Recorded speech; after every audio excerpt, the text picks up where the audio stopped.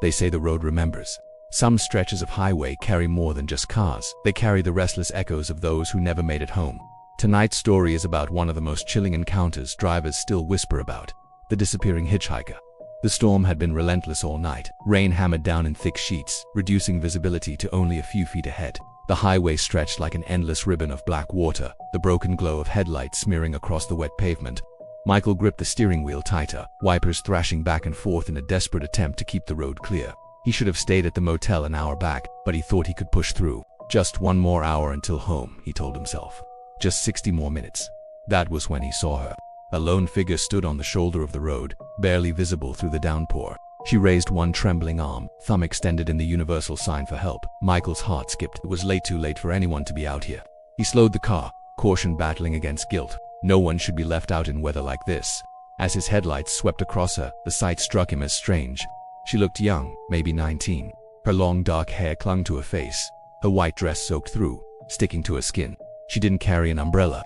She didn't even carry a bag. Michael rolled down the passenger side window just enough to shout through the rain, "Need a ride?" The girl stepped closer, her face pale but grateful. "Yes, please." He unlocked the door, and she slipped inside. The smell of rain and earth followed her, soaking into the car's interior. She shivered violently, hands folded tightly in her lap. "You're freezing," Michael muttered, turning the heat up. "Where are you headed?" She gave him an address only a few miles away. Her voice was soft, almost fragile, like every word cost her effort. Michael pulled back onto the highway. For several long moments neither spoke. The only sound was the steady drumming of rain on the roof and the squeak of the wipers. He risked a glance at her. She sat perfectly still, staring straight ahead, her expression unreadable. Trying to ease the tension, he asked, "Were you at a party? You don't look dressed for a walk in the rain." The girl slowly turned her head toward him. Her dark eyes glistened in the dim glow of the dashboard lights. "Thank you for stopping," she said quietly. "Most people don't."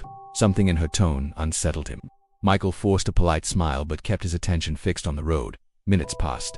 Finally, he turned down a narrow gravel drive, headlights sweeping across a small weathered house with a faint porch light glowing through the mist. Relief settled over him. "Here we are," he said, slowing to a stop. He turned toward the passenger seat, but it was empty. The seat belt still hung fastened. Water still pooled on the fabric. Yet the girl was gone. Michael's breath caught in his throat. He stumbled out of the car and rushed to the front door, heart pounding in his chest. His frantic knocking finally stirred movement inside. An older woman, wrapped in a robe, opened the door with a confused look.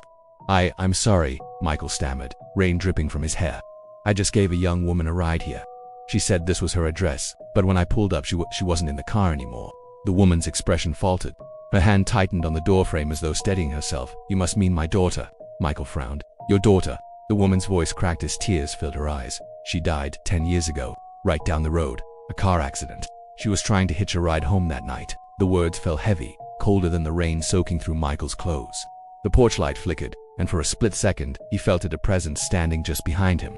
The air grew icy, prickling his skin. He spun around, but the driveway was empty, swallowed by fog and dripping trees. The woman's gaze drifted past him into the night. "You're not the first driver who's come here. Others, they've said the same thing." Michael's stomach twisted. He realized then that he hadn't offered a ride to a living girl, but to a memory, a restless spirit replaying her final journey again and again, forever searching for her way home. Unable to speak, Michael muttered an apology and backed away. He returned to his car, every step heavier than the last. When he slid behind the wheel, the seat beside him was still damp. The faint smell of rain lingered, and as he pulled onto the road, lightning split the sky. In the windshield's reflection, for the briefest second, he swore he saw her sitting there again, silent, watching. If this story left a chill down your spine, don't forget to subscribe for more eerie tales. Turn on the notification bell so you never miss a haunting story. And let me know in the comments, would you have picked her up on that stormy night?